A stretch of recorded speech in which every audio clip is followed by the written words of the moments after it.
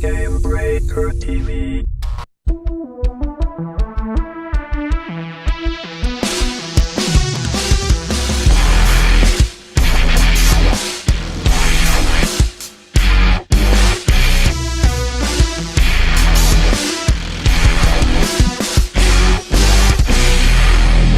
What's up, everybody? Welcome to GuildCast episode. Wow, it's 50. Broham, did you realize it's 50? Holy crap! It's episode 50 for November 21st, 2012. We're watching Gamebreaker. Today we got Lost Shores. It's time to dissect the Lost Shores. Ton of class changes to talk about, and a worrying quote from ArenaNet. All that and more. But first, Scott Hawks, Clicks with Claire, Rich Procopio. I'm thinking about I'll do it live. I'm thinking about killing all of the intros at the beginning of the show. Everybody knows us. They watch every week. Like, we don't even need to go through it. I'm just going to start the show. Screw everybody. It's not the Stan Lee way of doing things, is it? It's not. It's really not. No, I don't know. We'll see. But let's kick it off. Lost Shores event is come and gone. First of all, did everyone partake? Because if not, you're fired from the show. And here are your papers. Good night. We had papers? See ya! We don't have papers. Yeah, I like papers. Scott, even I did the final event. Even I did the whole thing for like 3 hours. I smashed on do the final event. These little I did the rest crab of it, guys. broke into the final. The face huggers like from Aliens. That's right. All right, so it kicked off on Friday. It did start off on time, right? Memory serves correct? Noon Pacific? Yes. Mm-hmm. Did Yes. make it? All right. So the first part of the event was the Karka emerging for the first time ever. The Lighthouse and Lion's Arch was being destroyed. This portion of it I did miss. Big fight. Scott, since you missed the end, you're not going to talk that whole section. I'll just I'll let you start. Big fight. Yeah, lots of Karka jumping out of the water, coming on land. Go, oh, look! And a nice little cutscene with them emerging. And then you fighting loads of the veteran ones, and they had tons of health. And so basically learn how to avoid their role and all that. And then lots of fighting, lots more fighting. And Lots more hit points. Lots of hit points. Lots of hit points. If you like we'll hit talk points, about that. it was a festival. So, and then there was an event, and you were supposed to... Derpity derp. Look at derp. Derp face and derp. All right, you're back. Let's chat a Go bit. ahead. That was kind of like how the first part was. You derped a little bit. Yeah. Excellent illustration there. Yeah, we're going to talk about that. ArenaNet's idea of like boss fights are just lots of hit points. Oh, it's not that interesting. 10x the hit points. Let people beat on it for 8 hours. There you go. We'll talk about that. So lots of hit points. What did you guys think? How did it go overall, though? What did you guys think of the first part of the event? Like I said, I missed it. So clue me in. Was it a fun event? Was it no? It was fun If if you you like PowerPoint slides of shellfish. Ooh, it was performance spot issues. on. Did everybody have performance issues? Frame rate issues? Yeah. I didn't have frame rate issues. I had input lag. Like I actually have video of it. It's actually pretty smooth when you watch it back, but I hit my buttons, they were doing nothing. And so it was kind of frustrating. It looked really cool. You really wanted to take part. It was your first time fighting the Karka, and there was a lot of performance issues across the board. Yeah, I didn't have any lag on my side. Like I had wonderful FPS, and like it was actually really gorgeous in the screenshots I took. But the problem was, you get off one skill in 10, and when you're being hit with some of the hardest creatures in the game, it was not a super fun success. Why do you guys think this is? Was there a bug, or was it something that all the fighting was pretty much happening in one spot and just completely overloading? If you're going to do a refer a friend weekend, guess when's the best time to do it? When perhaps you do an event that's on a short span with lots of people who can be returning for that too, and that perhaps not being completely tested and stress tested beforehand. Yeah, it felt like there was too many people per overflow server. Right. If they split it into more overflow servers, it might have been better. It was a lot of people in the exact same spot, and so I think it was a little rough. It was a little rough. So it doesn't necessarily seem like it was a problem with tech. It was just a matter of overload, pretty much. How about the second event that kicked off in Lion's Arch as well? I don't think that was quite on time for everyone. Not quite, no. Depending on where you were. I heard there was a bit of confusion on this one. The trebuchet started on time, but it was a trebuchet that took about 45 minutes to build on our server. Yeah, that's it. It depended where you were, because like on the server I was originally on, the trebuchet was built on time, like 3 o'clock I think it was. It was up and ready and raring to go, and from 2:30 Eastern, they'd been building it. And then I went over to join Elizabeth, and I get there, and there's this like lump of bricks on the floor. I'm like, oh, this is the same as where I just came from. And then around, how long did it take? Was it like 45 minutes? 45 it was minutes. legit 45 minutes before we actually got on boats. So nothing was happening. Just a lot of standing around. A lot of standing around. And like you said, it was very confusing because people were, talking to each other in game, talking to each other on Twitter, like, "Oh, mine started, mine hasn't." Everyone was like panic. It was like this half panic. Did I miss it? Should I stay here? What do I do? It was crazy. And then you'd have a couple overflows where people were trying to like just have fun around it. So they're like casting skills or jumping up on the trebuchet and then glitching it, so it stopped building.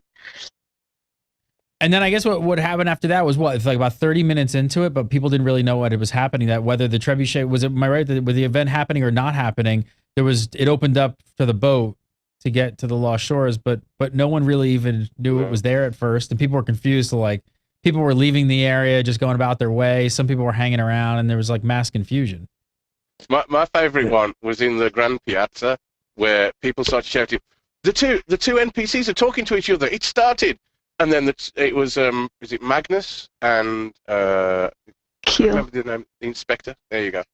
And so they're next to each other. So I went running over to see what was going on, and then I turned, and there was two of the same NPC standing in the nearby area, like, this is wrong. And then everybody went, they just tweeted that you need to be over in that area, and that's where you need to stand, and what will happen. So everybody ran back over to the same spot and waited for a boat to appear.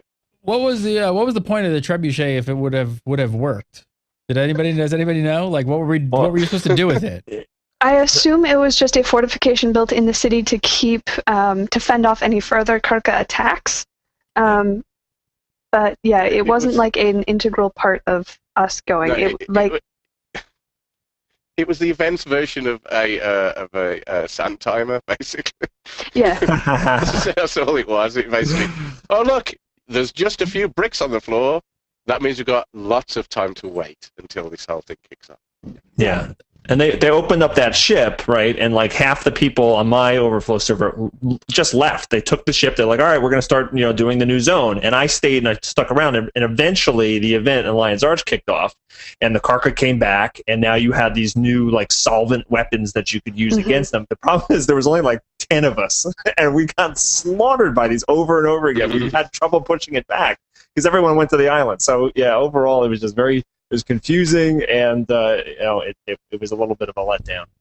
What do you think would help the confusion on some of this? Do you think that you have like more in-game messaging, like need to be a little bit more like with pop-ups and stuff to kind of tell us what the heck is going on? I mean, I gotta say, like Rift does it constantly. Like Rift will constantly like pop things up in your face, like bling. And there's a sound effect, and you're like, oh, okay. And it kind of like maybe they need to just get a little bit more on the horn there.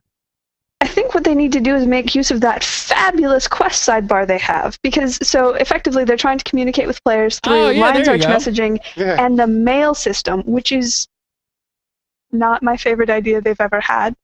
So just use a quest bar, put it up on the quest log side of things, and you have a way of talking to players wherever they are in the world and updating it pretty much as soon as you want, as opposed to bizarre mail systems. Yeah. If only they had this dynamic event system that told you where to go and what to do, that would have worked great. They must implement that in the game soon. They also used in the betas. Remember, they used to just have a pop-up that could just go right into your screen that just said, like, they would say something like the beta finale is about to start in Divinity's Reach. And I know that's a little bit immersion breaking, but they can put it in a way where they can broadcast to everyone's screen. They can say, "Hey, everybody, it's going to kick off in Lion's Arch. Hang out there. Go into this section," or something like that. I don't know. It's better than everybody like not knowing. All right, then so you don't have broadcast. You don't have broadcast. Citizens. Citizens! All right, so you finally got to the island, though. Things got sorted out. I mean, most people eventually figured out what was going on. You got to the island. Pretty much gorgeous island. I mean, I don't think the design of it's pretty awesome. Like a lot of little like nooks and crannies and things in like that back area with the. Did you guys see that jumping thing that was behind like the spawning area at that one area? Well, I didn't get to do that with the rocks. I tried like 4 times. Stepping stones. Yeah, I tried that like 4 times and I was like, yeah, I'm not doing this. Elizabeth and I went straight there, and Elizabeth jumped on it and scampered across. And we took a few attempts. Then Elizabeth did it within 10 minutes of it going live, basically. And I did it. I got quite close in there. I wasn't far away. You did very well. I did quite well, and then I went, look at this. And then you what? It was like Elizabeth had done it. I'm like, all right, one of us has done it. That's fine. And Good enough. Elizabeth, like queen of the jumping puzzles. All right, so what do we got? We got Karka as enemies. What did you think? It wasn't Risen. A little bit disappointed. We got Karka. No, it gave me a newfound appreciation for Risen. Aww. To be fair, that's by the end of Sunday. I was happy to go back to Ore and fight Risen. Killed a lot of Karka over the weekend, I'm sure. I only did Sunday's event, and I feel like I just like nonstop killed Karka. Yeah, they didn't drop any bloody shells, though, did they? Oh my god, the drop rate was so low. So Sunday comes along. Did it start on time? I jumped in probably about half hour after it started. 40 right minutes. on time. Yeah, it did. Okay, so that was good. Lots of Karka. Lots of Karka. Lots and lots of. So here, all right. So the entire server's in one spot. I didn't have any performance issues though at this point. Did you guys have any? So everything was working fine for me. Yeah. Doing the whole run around. Well. So you had to basically run around that beachy area there and go from sort of like area to area and follow that little researcher inspector person. Did you guys do all that part? And the line guard and all that, yeah. You do that a lot. You do that a lot. A whole lot. When it worked. It was working for me. It was just that it just seemed like that's where it started breaking down. Like I started doing that whole sequence for like, I don't know, 15, 20 minutes. And then it was like maybe a half an hour. And it was like, wow, we're still doing this. We're still beating on Karka. And we've got this baby ones. And then we've got the bigger ones. And then we've got the real bigger ones. And they're going to roll. And I'm dead. And somebody will riz me and get me up. And then we'll do this all over again for the next half hour. Yeah. And then, After all right. touring, go ahead. So after touring the island, it was like, right, they're going to do this move now, so I know to do my dodge for the first attacks when they do a ranged attack. Then just before they're going to die, they'll do the range again, so I'll dodge again then. Win. Next one. 125 of those later. Fun. I mean, they did some really cool stuff. Like when you got up to the camp, after you did the beach part and you got up to the camp, and then you killed a couple Karka in the camp, and then they opened up the camp, and then they went down, they started cutting down trees and like paving the way for it, and then more Karka showed up, and more Karka showed up, and more Karka showed up. Some of the stuff around it was cool, but at that point I was already like, how long were you guys into this? You're already like an hour into doing this, and you've basically killed the same mob except with 2 different variations of the same thing. What you're describing with setting up camps and cutting down trees wasn't actually part of the finale. Yeah, we're doing this. This is the he's talking about making sure we're on the same page here. Yeah. It gets to that point, doesn't it? Because I did this whole lead up thing. Like this all like came before it. And that's then all part of settling the island, yeah, but it wasn't actually a part of the finale itself. Was that actually was that from part 2? Right. Yeah, that was. Okay. So then I actually did part 2. I just did it a day late. Oh, I did it all in one shot. I didn't realize. I had no idea. I just know I did all of that. Okay, so then maybe that's why it also felt a little bit long to me. So wait, so where does the finale actually start for people who did it the day before? The finale started from the point of interest Canucks camp, and you went out and escorted land guard as they were planting explosives in the hive. You went up and down the hive planting explosive. You left, and then you started driving the ancient Karka towards the hive to kill it there. Okay, so all the other stuff of following the troops out, letting them help them fend off the Karka to rebuild the bridge and all that stuff to get to over where the ancient Karka was, that was all part 2? Yes. Yeah, that's all the settling the island DEs. Yeah, and I kind of note to self: don't do part 2 and part 3 together because it was mind numbing at that really point. Long. At that point, I was just like, oh my god! Like there's that's where it was becoming so monotonous for me. I was like, can we get a different boss mechanic? Can I get a different mob? Can I get something, please? Like, please. Right. Yeah. The actual settling of the island was kind of interesting because it's like, again, it goes into that. They didn't just give you, here's a new zone. You actually settle the zone, and and you actually kind of help pave the roads and, like you said, build the bridges and stuff. And those are things that are kind of like staying as part of that map now. So it's kind of while I agree with you, it is kind of killing the same thing over and over again. And it wasn't it was a little boring in parts, but I like the whole overall feel of we're actually doing something. We just discovered this island. We are pioneering this new land that we're going to explore. So that was kind of cool. Well, that's something, Richie, you and I even talked about that. And it was funny because I have some issues with the event, and it was the monotony of the event. But at the same time, I do have to admit that I did have fun. And you kind of wrote the same thing in your article about it, is that I think the reason that it actually ended up being fun, though, is it was a large group of people. It was kind of like a big Zerg, which are always fun. Like, who doesn't love just a huge group of people? But then nobody really knew what they were doing, which is also fun because everybody's just like typing in chat, like, I don't know what to do. What do we do? What do we do? And it's like kind of mass confusion. And that's kind of a good time. But yeah. All right. So picking it up, then I don't even know where the events start and stop. Then I just did the entire thing all the way through, because then we got to the point where you get to that area where you got to keep the Karka within the area before the waterfall, right outside of the waterfall. Is that part 2 as well? With the mist curtain coming down. I went over a bridge. And then we had to fight. There was like a bunch of Karka with an ancient Karka, and you had to kill all the ads. And the ancient Karka was part of the finale. That's finale. The reinforcements. Yes, the reinforcements were just non-stop. Like, it was too much, and it was just like that bar moved so slowly. Oh my god! Slowly. And it's funny. I recorded the whole thing for 2.5 hours, and we had the first reinforcements phase, right? And it just took forever. And I have myself saying on the microphone, just like, oh man, that was rough. And then after that finished, I was saying into the microphone, like, please, not another reinforcement phase. Don't do that. And there was a rock slide, and I was all happy. And then another reinforcement phase, which ended with 2 champion Karka, and I was like, I can't take this anymore. It took so long to kill those guys. It was like 15 minutes per champion Karka, and every time the things did the barrel roll, 35 people couldn't learn from an hour and a half before to get out of that thing. No idea. They had no idea.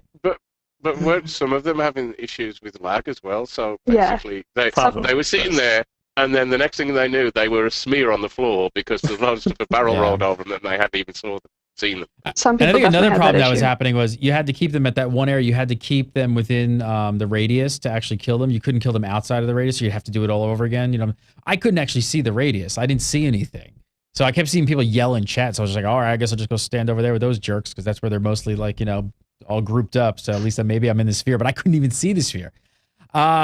This is probably one of the first times I'm actually going to give like ArenaNet some crap and say, like, you know what? They don't really know how to design like boss mechanics. Because then you get to the ancient, the ancient guy, and you get into the hive area, and it's like, all right, let's chase him up to the top. Here we go.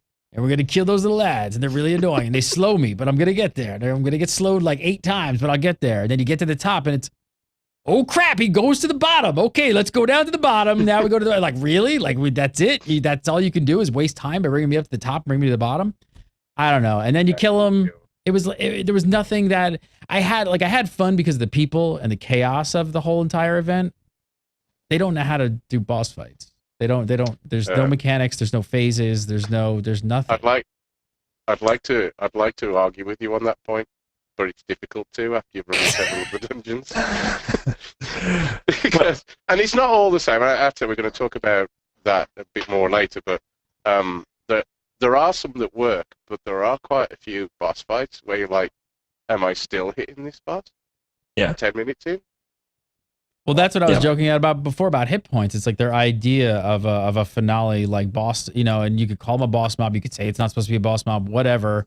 The bottom line is, if I'm killing the end finale boss of a big event like this, I want it to be fun, and I would expect to be some phases. Here's my theory. Elizabeth, what do you think about this? I'm almost wondering if they're afraid to add all kinds of phases and stuff in that pertain to certain classes because we don't have the Holy Trinity. That's entirely possible, but I feel that the fact that they've designed interesting and essentially phased boss fights previously would suggest that that's something that they can do if they really apply themselves. Not to say that they're not applying themselves. Yeah. That sounded mean. I'm sorry. Yeah, what I'll say about the finale, we'll stick just to the finale now, and we'll talk about other bosses later. I think the whole thing was way too long. I think it needed to be about an hour.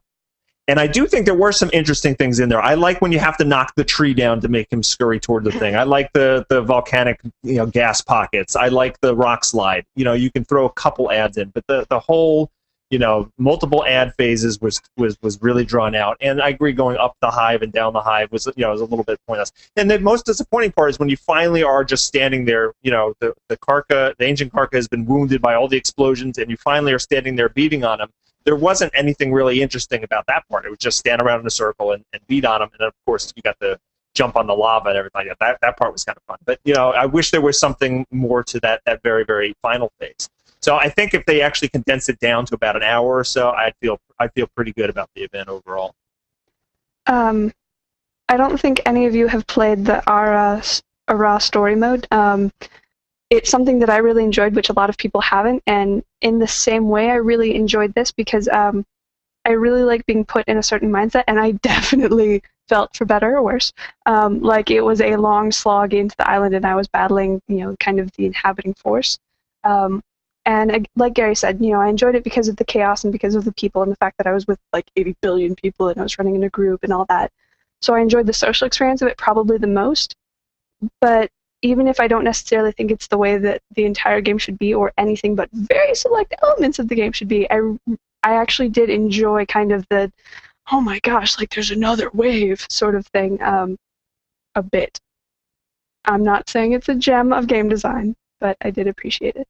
Yeah, like I said, at the end of the day, I look back on it and I probably would say that, yeah, I did have fun. I think it was, I don't even know if I'd say it was, you could say it was too long. I would say I wouldn't mind an event being that long. It's supposed to be a big world event, right? Like, so lasting a few hours to me could be cool, but it needed more variety. If there was more things to break up those 2-3 hours, then it wouldn't have been like, oh, this is just the entire event. Like I said, everything just felt like more waves of ads with hit points, and all we were doing was just chipping away at hit points upon hit points upon hit points, and it wasn't too long.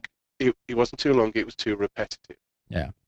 That's it. That's simply what it was. It was like that. Now I'm going to hit the boss that has the larger Karka has one different move to the smaller Karka, and has even more hit points, and that was the variety. And then you had hundreds of that repeatedly over an hour. It's going to seem longer than it actually is.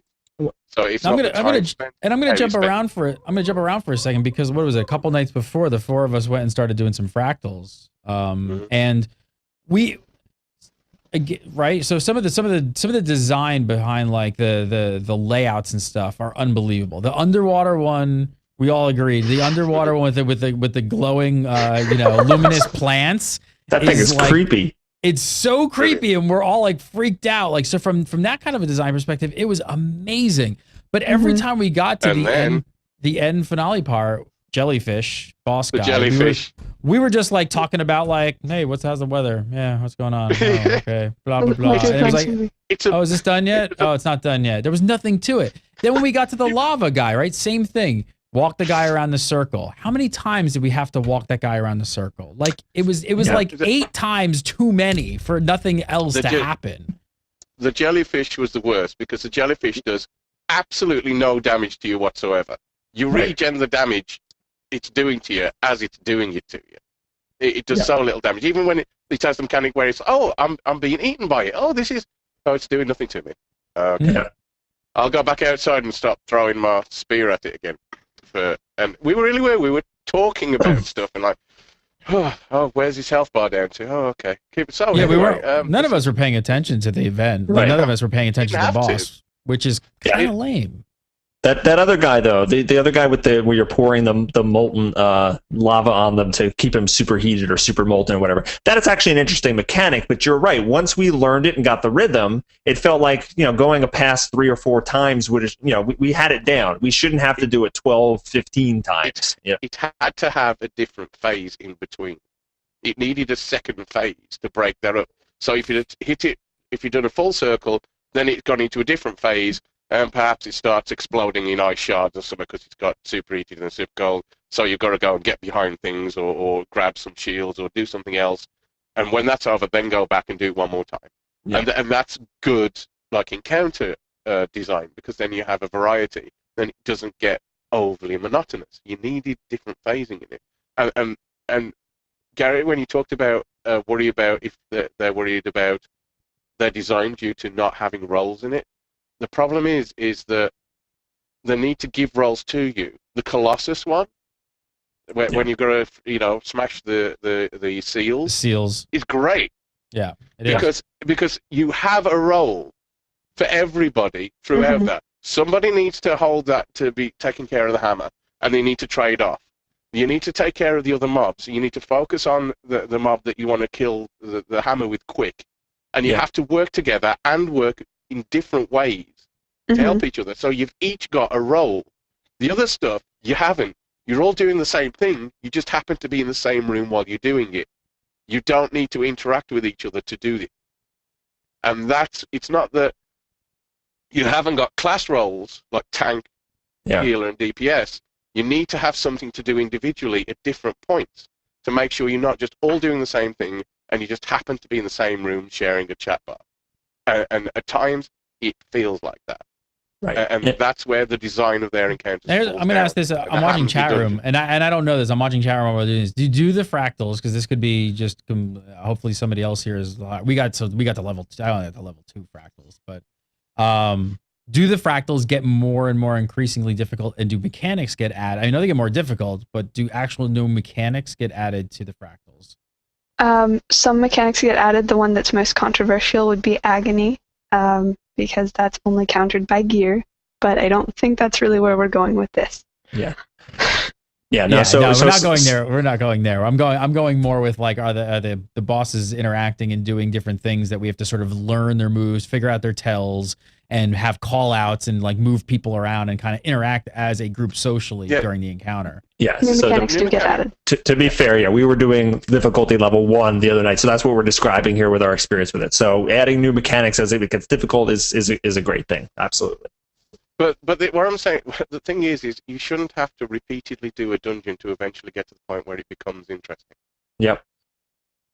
That's not good design. So maybe the level 1s just need to be touched up a little bit, because we were all kind of on the same page. It was all 4 of us were just like, all right, like you said with the guy with the lava. Once we figured out the rhythm, the most anybody said about the encounter was, go. It was just go. Stop running backwards. Wait, Richie, you have aggro. Get down here. Yeah. Jump. All right, back to Karka. We jumped off and went on fractals for a minute, but let's go back to Karka. So, final event, chasing to the top, chasing to the bottom, wear down the hit points, watch out for the dodge, get some shiny loot. They gave out some good loot. I think everyone was pretty happy about the loot. Well, except for the people who weren't there. Yeah. Yes. They were pissed. Yeah. I have to tell you, I opened that chest and I stared at my screen like this. I made a video last week, kind of like guessing like what kind of things. I was convinced we would get a cosmetic token to kind of prove that we were part of this event. You know, a hat or something like that. Say, hey, look, I did the event, and actually give out like multiple exotics, a 20-slot bag, multiple rares, and including some people got lucky enough to get legendary precursors.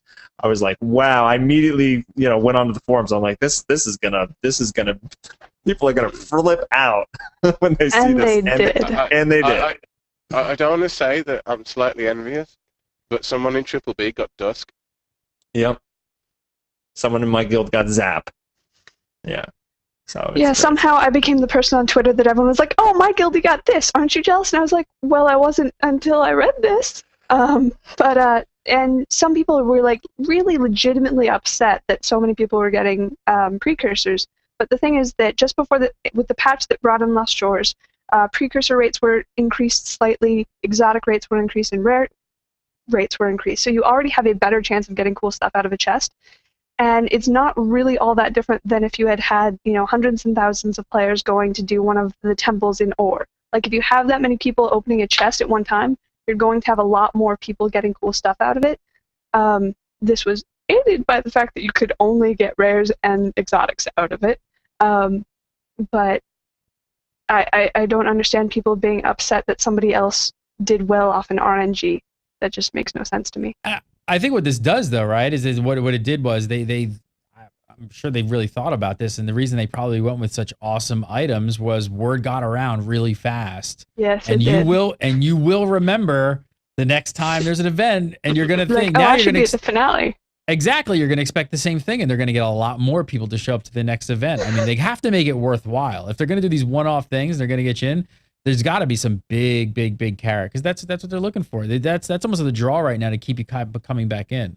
So now, what do they do with the island now for the interim? Like now, it's just sitting there. More. Yeah, so the island is going to get kind of the events that we had to settle it are kind of cycling out. So we're not going to be going through and chopping down trees anymore.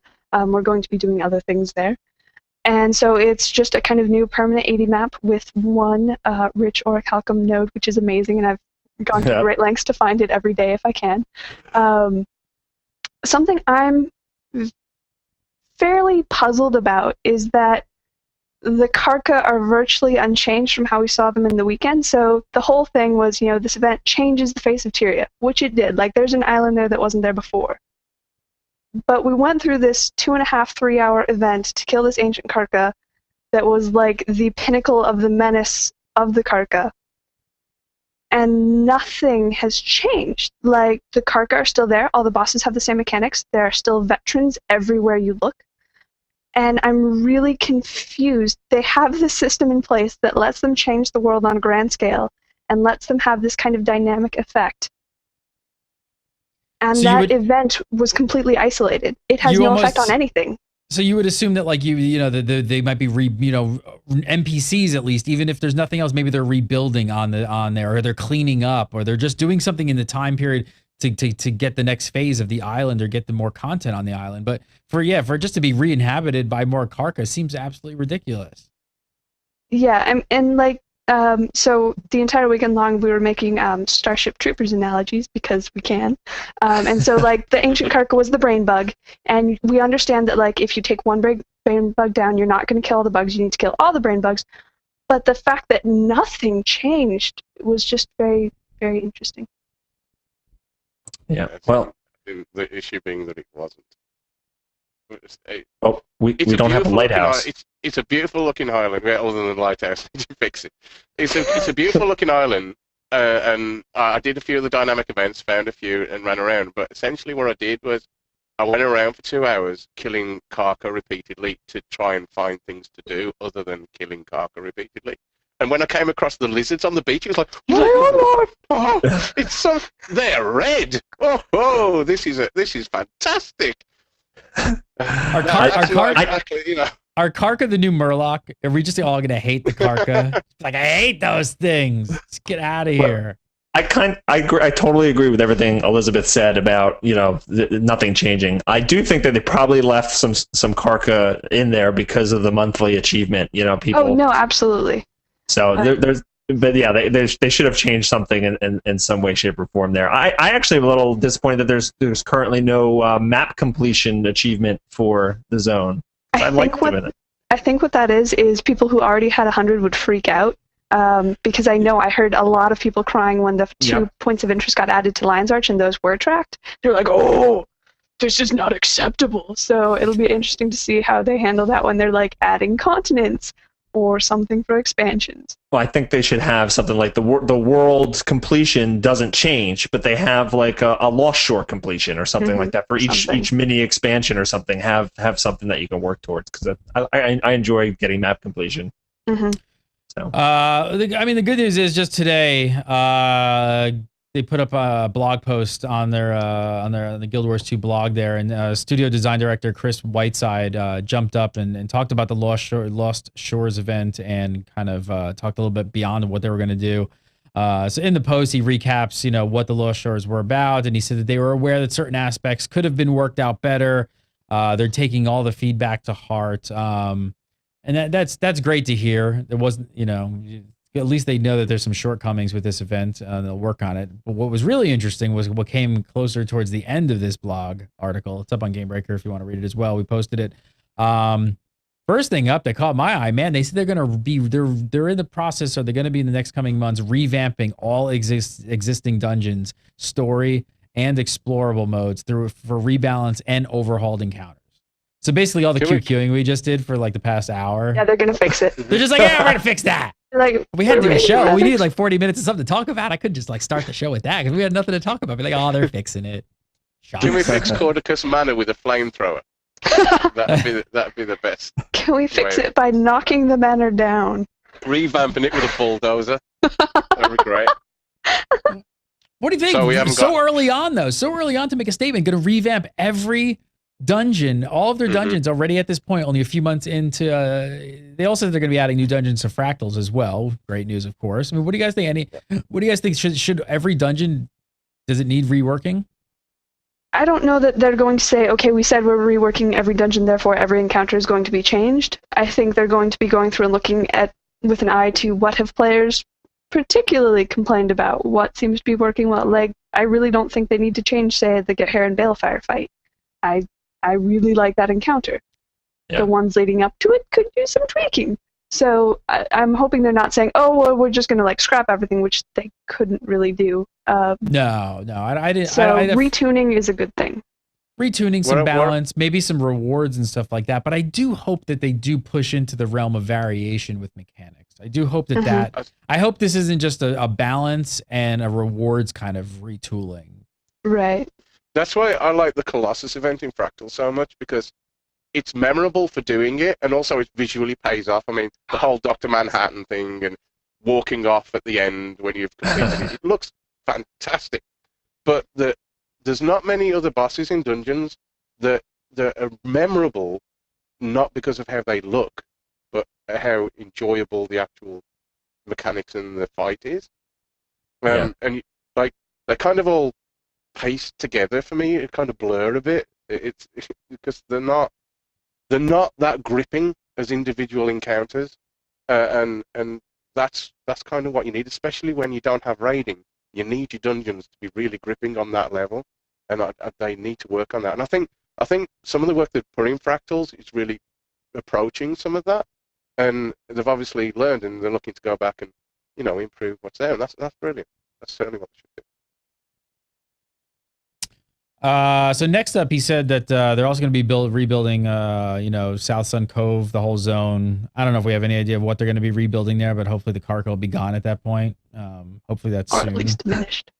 Yeah, really. Something I noticed they didn't put in for going forward is they did not say anything about one-time events in the next couple months, which they could just be holding that back, but I'm hoping that they kind of wait until they get some stuff sorted out.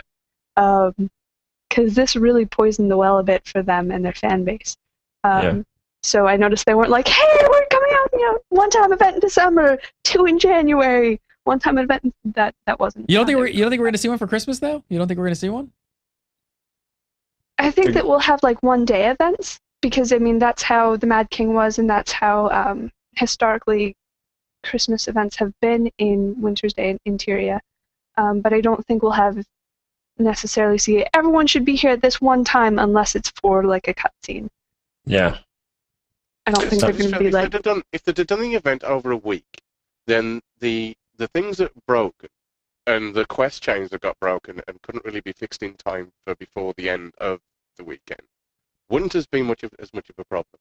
You'd have had more time to breathe with it, and especially if you're doing and don't do like invite a friend at the same time as you're doing that. Give them a feel of the game itself as it normally is, and you get the players who know the areas can take them around and show them the game. The one thing that's two-sided to that, because think of the player who did get invited by a friend that weekend and went to that event. They were like, holy crap, this game is great. Look at this, is crazy. Wow, this is Zerg. Lag. I'm level 5 and I have a legendary precursor. Right. I mean, you guys got, but I'm saying you got lag on that first event. I got zero lag or issues for the second and third part when I did it all on Sunday. I didn't have any issues whatsoever, technical aside. I could just imagine. I don't know. Maybe it's maybe it's a way that they actually want to put them on those days because they want those players to see these like one-off events that like are just super awesome with like hundreds of people in an area going crazy. This is what goes on. That's great. That's great as long as they have tested them to the point that they know they're going to work. Yeah, exactly. You I mean, can't throw it's extra people at something that you No, you're haven't. right. If it doesn't fully work, it's a bad tested. experience. Yeah. and then like they legit had players on their official forum saying, "Hey, new people, don't judge Guild Wars 2 by this weekend. Please don't. Like, it is such a better game than this is showcasing." So like, Okay, it's awesome if they come in and they see it working. It's less awesome if they come in and they don't actually see the enemy and can't use any skills on them. All right, you're right. I'm sorry. I felt like we beat up on ArenaNet for the past like 45 minutes. I was trying to get their back. I was trying to be like, I'm also positivity, so let's get awesome. back on track with that. Well, Yes. To be sincerely fair, I mean, think about if they can hammer this stuff out and they do something like this in the future. I mean, man, what an amazing weekend that would be. If there was technical issues aside, you take away the bugs and everything, like, whoa, okay, suddenly I just had an amazing experience over the course of a weekend that I'm going to talk like forever about. So I think they're on the right track. They just really they have a lot of work to do. Well, look at the Mad King event. I mean, that was just a little bit ago, and that was fantastic. Yeah. That was really well put together. Lots of different things to do, a lot of variety, and the whole thing worked really well. Yep.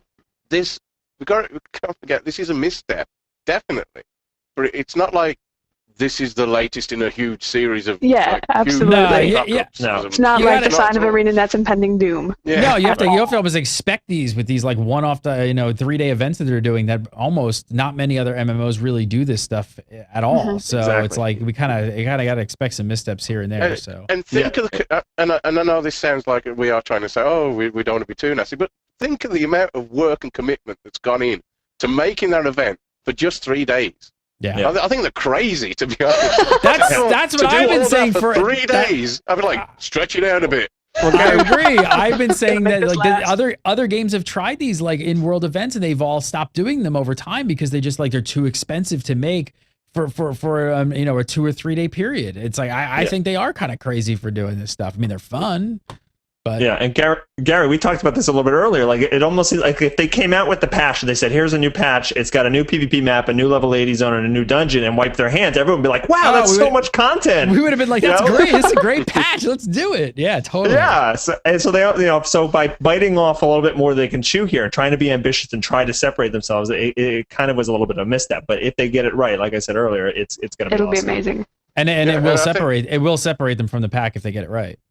Yep. And I think it indicates that that's what they're trying to do. That they wouldn't be putting this much in if they didn't see doing this on a regular basis as an important part of their retention and getting players coming back on a regular basis. So it's obvious that this is something they plan to do regularly. And you wouldn't put that much effort into making this work on a short span unless you're going to do it repeatedly in different ways. Yep. He wraps up the post basically saying they're going to be adding content everywhere. They're working on guild progression features, evolving PvP into esports. We've heard that. Let's see it. People are dying for this and waiting for that. I think the game needs that at this point. Where's the esports? They're also looking at WW content rewards.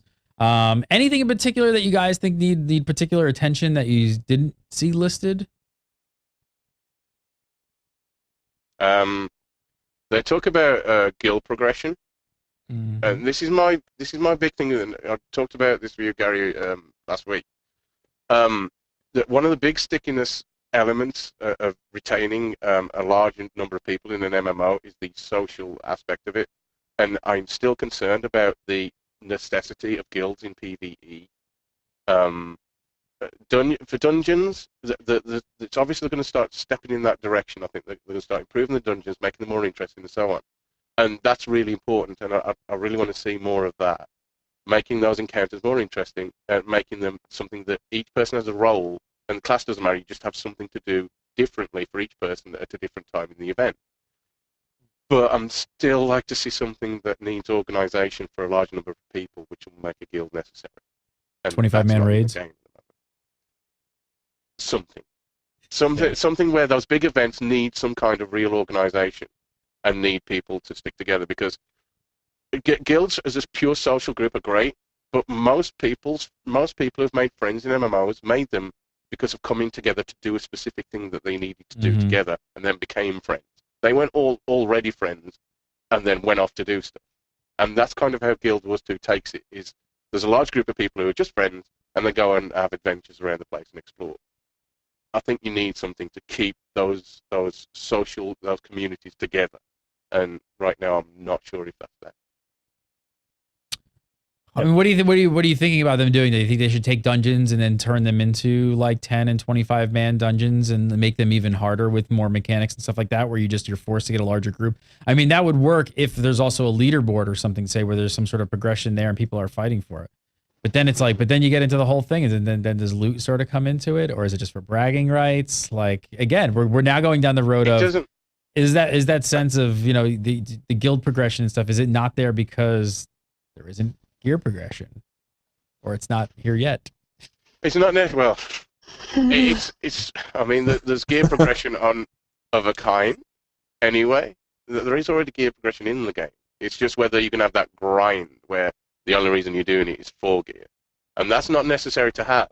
You don't have to have large, organizable, like large events that need good organization for the people around it.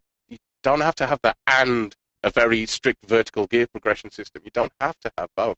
It's just previously that's all there's been. But like the large events, like if you're doing one of the large dragon events in the ways, it's, you know, basically 3 mechanics and a lot of people running around, and you each individually do what you need to do while other people happen to be around you. Yep. It doesn't require very much interaction between each of you other than reviving. Reviving is the team mechanic in Guild Wars 2. Well, now you're even getting into the whole Holy Trinity aspect, and now you're kind of tying into that, and now you're sort of insinuating that you're missing roles. No, I'm not missing roles necessarily because of the profession. I'm missing roles as in that Colossus. You each have a role at different points that makes it important what you're doing, but it has nothing to do with your class. And what if you're a tank or DPS, it's just it gives you something to do, a task to do that you need to be mindful of and help each other in doing. And at each point, that person, the focus is a different one. There's too many events where the focus is nobody. You're all just doing the same thing around in a you know. That's why it gets called a Zerg. It's because everybody's doing the same thing and there's no focal point. Because you're not doing different things, you're all just doing the same thing. And that's why it's an issue. Anyone else? Anything else missing from the list? You guys want us? Do you think this kind of needs to be looked at? They didn't mention guesting. Oh my God! Yeah. Oh, need that so bad. Someday.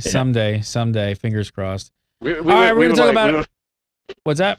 So sorry, we're like going, maybe they'll have it on Monday guesting. We're like people in the desert looking for water. It's getting that ridiculous now. Oh, when will guesting come? Someday soon. All right, we're going to talk about a lot of class changes. We got a lot of show left. Jesus, we got to get going. First, I want to tell you really quickly about Rift. Yes, Storm Legion, the expansion from Rift, is out and available right now. If you guys have not checked out Storm Legion, go over to stormlegion.com. Tons of info there to check it out. They got tons of new content. So much dungeons, raids, chronicles, PvP. 3 faction PvP put into the game now, 10 more levels, 4 new souls in the game. I love the soul system in Rift. I don't know if you guys have ever tried it, but the three tier system is just mind-boggling. Just how many different concepts and like ways that you can play your character in Rift is crazy. So the 3 tiers tree system is just awesome. They got 7 new dungeons, 3 new raids, a chronicle. And of course, something you've probably heard me go on and on and on and on and on and on and on about is how awesome dimensions are. The player housing in Rift is insanely cool. You can build whatever you. It is. It really is. You can build whatever you want. It's like your own little playground and build whatever you want. Probably definitely my favorite new thing. The other thing, I think my 2 favorite things right now in Rift are definitely I love dimensions. And I love. They have this little like they have like a new menu at the bottom, or I forget what it's called. It's not like abilities or something, but it's where they've kind of stacked in all of the things that you can do kind of quickly. Like if you don't have tons and tons of time to play, it's got like a menu of, you know, instant adventure. So it's like if I jump in and I don't know none of my friends are on, I click instant adventure and it ports me to like where there's a bunch of people doing something. And I'm like, oh, this is awesome. And then it's like chronicles. I could run like all the dungeons with like two people. Like that's all I need is like one other person to run. It's like all these like really quick ways to get into content I think it's brilliant. It's like basically I log in and I click that menu and I go and do something really fast. So go check it out. Go over to stormlegion.com and don't forget we still have copies of Storm Legion to give away. Actually, go to gamebreaker.tv/giveaway, and we've still got some copies left. We're going to be giving out probably 1 or 2 this week and then last week. So all throughout the month of November. Go over to gamebreaker.tv/giveaway. All right, so next up, we're going to talk a little bit about some of the class changes brought up. So let's go through the classes that we actually at least have some experience with. Scott, are you going to berserk any of the Guardian changes this time around? Yeah, I've had enough. I'm sick of them doing things that are actually not bad. The staff got a little bit of love. Ooh, that sounds wrong.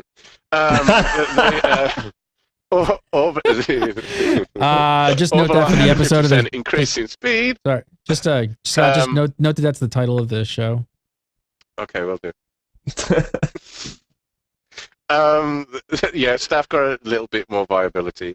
They split some of the PvP up and nerfed a little bit here and there, but nothing too bad. Nothing that's going to make me start swearing, drinking heavily, or anything like that. Rangers saw some stuff on the Ranger forums. People were kind of going crazy. Not nearly. It's got some changes, but not nearly as many as I guess they would like. Right? What's going on with Rangers? Yeah. A lot of QQing right now. Yeah, there's supposed to be a Ranger revamp that they've kind of talked about a little bit, and so Rangers are definitely waiting for that. And the changes to Rangers this time didn't quite soothe the Savage Beast. There was sorry, there were some nerfs to like the traps and stuff like that even in there, and so Rangers are waiting for this big overhaul and they didn't get it. So and they're waiting so patiently, like gamers do. Oh, yes, they're so patient. John Peter stepped on the forums to say this. He said, I do believe Ranger is the profession in most need of improvement after this patch, and we will continue to make those improvements. If we could fix everything at one time, we would. But the reality is there are a limited number of hours to make changes. So good news for at least you guys know that there are issues. They know there are issues. They're coming. So have patience, as good gamers on the internet are. So John didn't stop there. It's kind of unfortunate that he of course he didn't. He let this line slip through. He said there are over 500 skills in this game, 480 traits, and 2 designers working on this. Derp. He didn't say derp. Even then, often we are bottlenecked by other issues.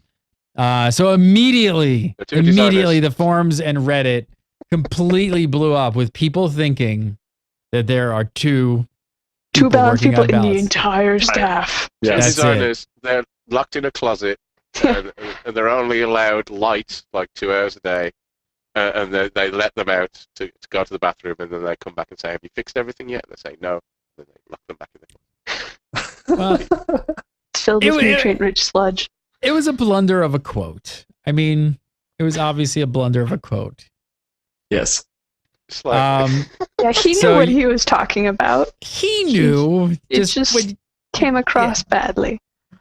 So Jonathan Sharp jumps on and makes a post, and he actually listed the people who are present in balance meetings. So there's 8 of them. Yeah, John Peters. I'm not going to go through them all, but there's 8 people there. Here, you want to read them? Read them. There's 8 different sets of people. A couple of those are individual people, and a couple of those are groups of people. Yeah, you got game designers, QA, you got lead designer, you got a bunch of people on here. He's worth about 5 people when it comes to balance, so it's a pretty hefty meeting.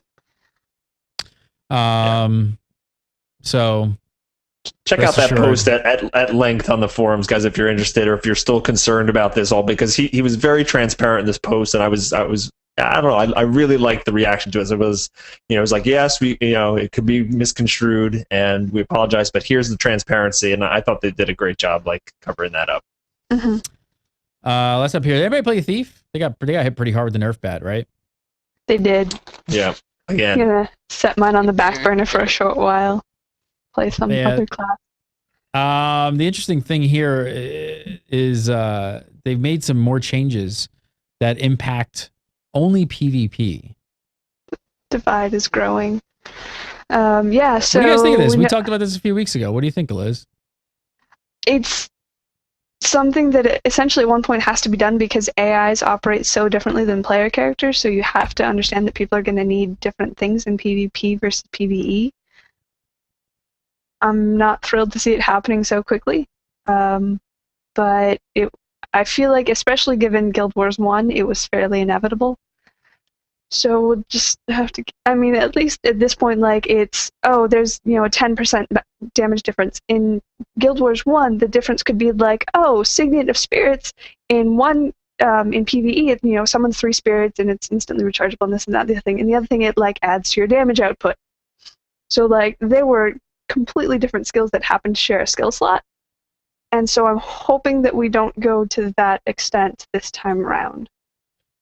I have a question with this because I actually just honestly don't know the answer. When they're changing something like Cluster Shot, where it does less damage in PvP, is the tooltip different? Does it say it? Is the icon different? Is there any interface thing? Because if there's not, I think we need to start seeing that. There needs to be some way to tell what the difference is between the two. And we did talk about this a couple weeks ago. I like this method better than the alternative, where you try to keep it the same, right? And you try to balance it between the two, and you're nerfing PvE, to make PvP balanced and all that kind of stuff. Because that's a whole different set of challenges that I've been through a lot with World of Warcraft and other games. So I kind of prefer them to just say, that's going to be different in PvP. But as Elizabeth said, it does get messy, and if they change the mechanic completely, it gets confusing. So you have to keep a really close eye on that as a design team. It's going to be so complicated to keep clear line through the design elements as they're keeping that together. But it does take out all of the. Wait a minute! You're wrecking my PvE experience for PvP people. That's always going on in other games when they're trying to balance everything on one element rather than both. So it makes sense to do that way, but it seems that they tried initially to not have to. But once the precedent's set, it's going to keep on going. All right, next up, Robert Hounds talks about the changes to dungeon loot that were implemented in this patch. He says, we selected 3 specific sub-bosses throughout each dungeon chain and developed special drops for them that are influenced by your character's magic find. He says, we also gave those 3 sub-bosses a guaranteed item called a Bag of Wondrous Goods, which will give the players a consumable karma item worth 400 karma and a consumable monetary item worth up to 4 silver. In explorable dungeons, the bag will also reward 3 tokens specific to the dungeon. They've also balanced the explorable chains better to reward you more equally no matter which chain you're going to choose now. So, Liz, you're doing a little dance over there. So were these changes really needed? To a certain extent, because so you have the idea that you have kind of separate but equal branches through different dungeons, but you've got people who will not touch, Citadel Flame Path 3 with a 10-foot pole. They just, if you suggest that you'd like it, you're never going to play with those people again. And I'm not sure if it's actually COF3 that people dislike. Anyway, so the whole point is you'd have people who we're only doing Path 1 ever, we're not ever considering anything else because it's suboptimal, which kind of sucked. So rebalancing so that you have at least a higher percentage of people who'd be like, oh no, we can do whichever, it's all cool, would be really, really nice. So you think you're going in the right direction with this? I tend to think so. Really quick on the Bag of Wondrous Goods thing. There have been a couple other loot bags added to the game. There's a bag of gold and a bag of gems, and they are bags of lies, as we found out in the dungeon. So, filthy lies. Gems. I'm like, they're giving out gems. This is really cool, neat Fractals reward. Bags and it's sugar. it's a ruby orb, and I was like, that's not what gem means in this world, and I feel lied to. Oh man, that's a total letdown.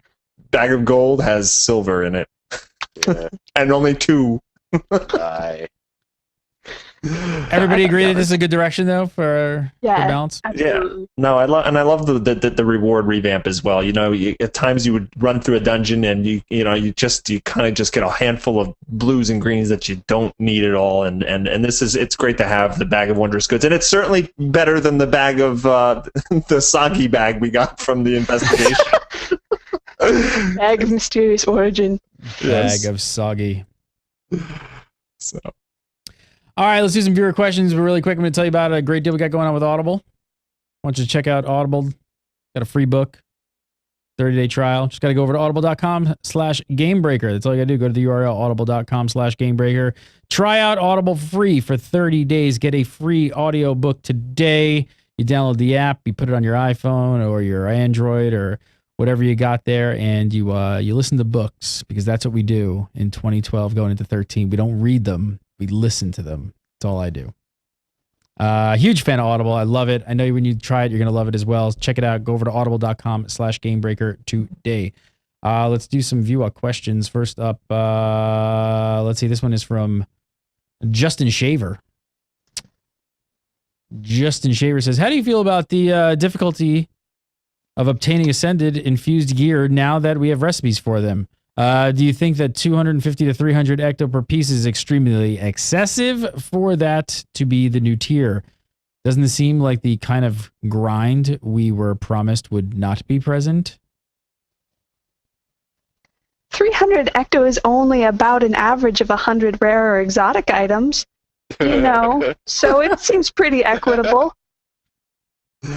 Right? Right. Guys? It's a little rough. Yeah. Keeping your face straight when you're saying that's really tough. The grind was in as soon as you... The promise early as we were going along, there is no... That sort of grind isn't in our game. Apparently that reader was very misinformed, because people are saying it's about 50, which is much more reasonable. That's not much better. But there is all the concerns are gone. There is a grind in the game in different areas, in different ways.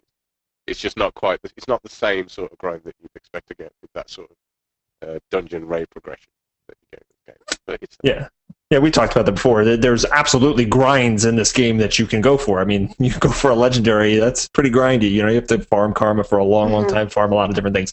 But the key is, you know, are these optional grinds, and I see the point here. It's getting a little bit nervous here. If the ascended items are needed to actually progress in the fractals, you know, then it's kind of becoming like, if you want to do fractals, then this is kind of a mandatory grind. So I don't know if you know. I'm glad it's only 50 and not the 250. It's a sliding scale. It's a sliding scale. That's a sliding scale. Okay. If you want to infuse, so if you want the stuff it's good for, if you want to infuse, it's another two. What is interesting about this whole thing is that we were talking last week about the ascended items, and that was the hot topic, and it's interesting how those don't even come into effect for so long into, you know, the fractal. Like, they don't even start worrying about agony until after like the 10th level, right? And you know, requiring lots of the ascended gear doesn't take place after that, and so it's interesting that this whole debate. I don't know. I expected it to the ascended items to be kind of like everywhere already, and it's just, you know, it's just not. They're not easy to obtain at all, which I think is interesting. The only concern I've seen so far beyond what we talked about last week was that I thought initially that the infusion would just have like a reduction in agony on it, like that'd be a choice of, and it's not. There's actually multiple stats and agony that you can have infused, which is quite bolster to the power of the item beyond what I thought it was going to be, actually. So there definitely is a tier above there with Ascended, and I imagine you'd feel it, especially when they start introducing more items. Plus back slots. I really, really, really, really, really, really, really, really, really want the quiver for both my warrior and my ranger. They both need it. It's got to be a thing that I have two of. All right, next up, this one from Josh Haggood says, should structured PvP offer experience or other non-SPVP rewards? What do you think, Liz? I don't care necessarily about non-SPVP rewards, but I would like to get actual experience, because like I really like playing structured PvP, but I also know that like I really want all 8 of my characters to hit level 80, and that's not happening if I'm doing multiple hours a day of SPVP. So it's a difficult balance, and I think they have good reason to keep it separate, at least at the beginning, and even though I would like to see some sort of workaround where you get a little bit of XP maybe. The whole point... Let me ask you the question. What is the good reason to keep? Because previously, and we've talked about this, is right now everything they do, you get rewarded with something that applies to what you're doing. So you're playing PvE, you're getting things that you use in PvE. You're playing PvP, you're getting rewarded with PvP specific items that make you look shiny. You're playing World versus World, you're getting rewarded with blueprints and little medals of honor in PvE stuff. And leveling. Yeah, but that's because World versus World screws everything over. So ignoring that thing that doesn't fit precisely with my worldview and argument, you're getting rewarded with what you're doing. And so I can understand why they're like, well, you're not actually like, because since it's all level, you don't actually need to level. And it's like, yeah, but then I'm never going to play. So it's I don't know. I'd like them to be able to show off the items and the skins that you get in PvP outside of the mists. I think that would be cool, because there's people that unlock all these really awesome looking PvP skins, but let them be able to show it off in Lion's Arch or something like that. Let them actually escape that little square area. I don't know. That I think would be cool for the PvP folk. Just have it. Your town. Just have your town. You can choose to have your town closed for your PvP set. Mm-hmm. You just have the skin as you walk around town. I can barely hear you. Sorry, hold on. Last up from Bear Powell. It says, would you like to see WW treated in a similar fashion to SPVP in regards to equipment so we can keep the Ascended debacle out of it? Ray I don't see how they can do that.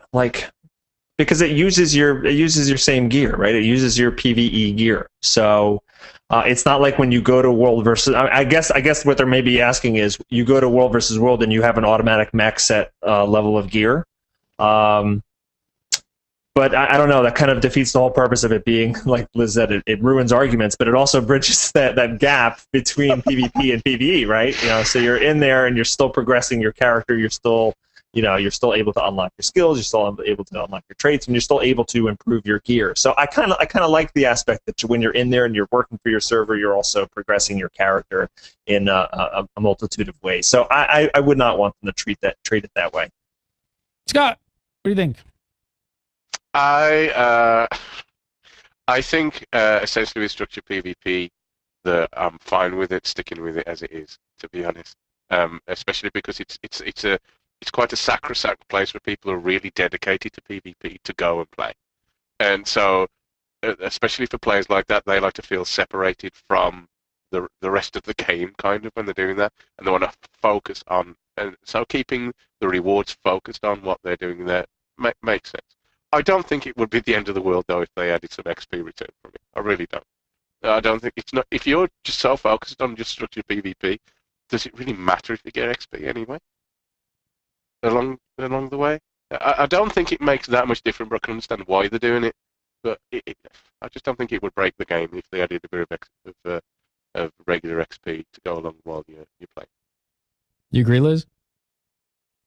Sure. Yes. I'm not a game designer. You just play with on Wednesdays. Yeah. Right before the show, I sneak in an hour and pretend like I know what I'm talking about. Elizabeth Claire, follow her on the Twitter at Elizabeth Claire. And of course, go over to Massively and read all her work over there. Always a pleasure, 2 thumbs up. Richie Procopio, follow him on the Twitter at Richie Procopio, and come over to Gamebreaker.tv and read all his Guild Wars stuff right here on Gamebreaker.tv. 2 thumbs up. Happy Thanksgiving, everybody. Yes, happy Thanksgiving. True, yeah. Scott Hawks, happy Thanksgiving. Thanksgiving, you colonial bunch. Oh. Everybody. Scrooge. Never mind. Follow Scott Hawks on Scrooge at Jaramore. Twitter. Sure. Whatever. Humbug. Happy Thanksgiving, everybody. We'll be back next Wednesday. We do the show live every Wednesday at 6 PST, so come on over for the live show. It's always a good time. Yada, yada, yada. Eat turkey and fall asleep. Have a great week. Thanks for watching. We'll see you next week.